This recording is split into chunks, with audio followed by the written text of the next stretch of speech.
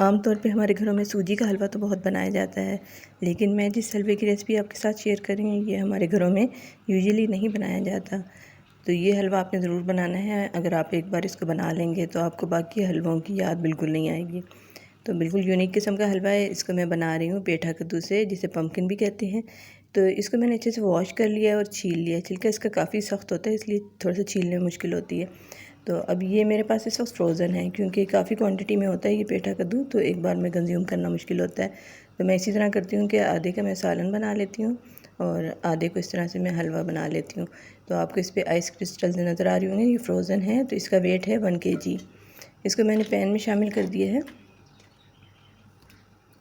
साथ ही इसमें मैं शामिल कर दूँगी दूध। आधा लीटर दूध का शामिल किया है इसमें मैंने, और इसको मैंने चूल्हे पर पकने के लिए रख दिया मीडियम फ्लेम पे। एक बार इसको अच्छे से मिक्स कर लेंगे और इसको हाफ़ कवर करके हम पकने के लिए रख देंगे। फुली कवर नहीं करेंगे वरना ये उबल के बाहर आ जाएगा दूध। तो 10 मिनट में ये बिल्कुल अच्छे से गल चुका है, सॉफ्ट हो चुका है पेठा।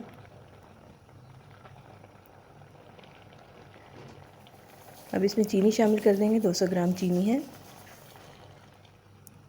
अच्छे से मिक्स कर लें चीनी को और इसको पकने के लिए रख दें। साथ ही इसमें मैं शामिल कर दूँगी सब्ज़ी इलायची। 2 से 3 इलायची हैं, जिसको छील के इसके दाने शामिल कर दिए और थोड़ा सा येलो फूड कलर शामिल किया, क्योंकि दूध डालने से इसका कलर लाइट हो गया था। अच्छा सा कलर देने के लिए मैंने इसमें कलर शामिल किया। अगर आप चाहें तो इसको स्किप भी कर सकते हैं।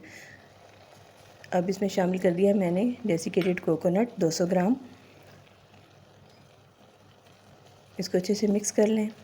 कोकोनट का इसमें बहुत अच्छा टेस्ट आता है। और इसकी भुनाई कर लें। देखें ये अच्छे से मैंने भून लिया। अब इसमें दूध जो है वो काफ़ी हद तक रिड्यूस हो गया है, मॉइस्चर इसका काफ़ी हद तक कम हो गया है। अब इसमें 3 टेबलस्पून मैं घी के शामिल कर दूँगी। चाहें तो देसी घी शामिल कर लें और इसकी दोबारा से भुनाई कर लें इतनी देर तक कि ये इसका घी हमें साइड पे थोड़ा सा नज़र आना शुरू हो जाए और बिल्कुल मतलब ये ड्राई हो जाए। इसमें मॉइस्चर नहीं होना चाहिए हलवे की। मतलब ये देखें ना, इसकी शक्ल आ गई है और इसका अब घी हमें साइड पर नज़र आ रहा है, मॉइस्चर नज़र नहीं आ रहा। तो इसका मतलब है कि हलवा बिल्कुल रेडी हो गया है। बस इस तरह से हमने इसको भुनाई कर लेनी है और हलवा हमारा तैयार हो गया। आखिर में गार्निश कर लेंगे कटे हुए बादाम के साथ। आई होप कि आपको रेसिपी अच्छी लगी होगी। अच्छी लगी हो तो लाइक और शेयर कर दें, चैनल को सब्सक्राइब कर लें। थैंक्स।